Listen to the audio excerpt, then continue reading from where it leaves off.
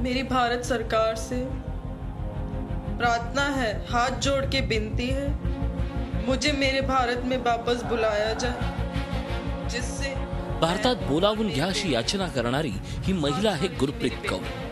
ती हरियाणातल्या फरीदाबादमध्ये राहणारी आहे।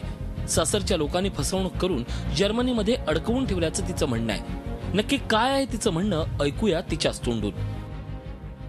मेरा नाम गुरप्रीत उर्फ रिंका है, जो मैं हरियाणा फरीदाबाद की रहने वाली हूँ। मैं भारत सरकार से प्रार्थना करती हूँ, प्लीज मुझे जल्द से जल्द भारत बुलाया जाए।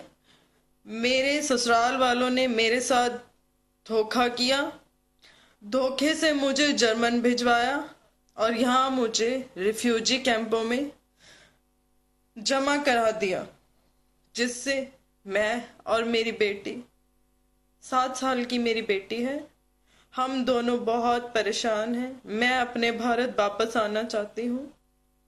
मेरी भारत सरकार से प्रार्थना है, हाथ जोड़ के विनती है, आके बताऊंगी मेरे ससुराल वालों ने मेरे साथ क्या क्या किया।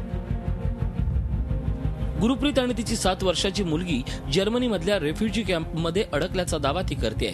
झी न्यूजच्या एका प्रेक्षकानं फेसबुकच्या माध्यमातून आलेला हा व्हिडिओ पाठवलाय।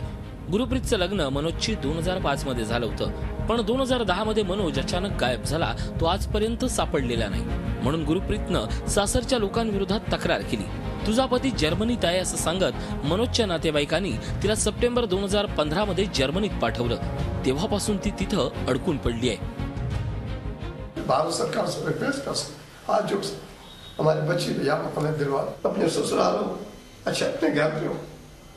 हमें क्या पता कि हमारी किस्मत में क्या लिखे। हमारे को कुछ पता ही नहीं, बस यही इसने बोला था जैसे हमने कि ये न्यूज़ देखो ना टीवी में क्या आ रही है, देखिए तो लड़की तो जर्मन पहुंच गई है और कैंप में है। गुरप्रीतनं कोणाचा तरी फोन घेऊन त्यामध्ये हा व्हिडिओ शूट केलाय आणि तो YouTube-वरही अपलोड करण्यात आलाय।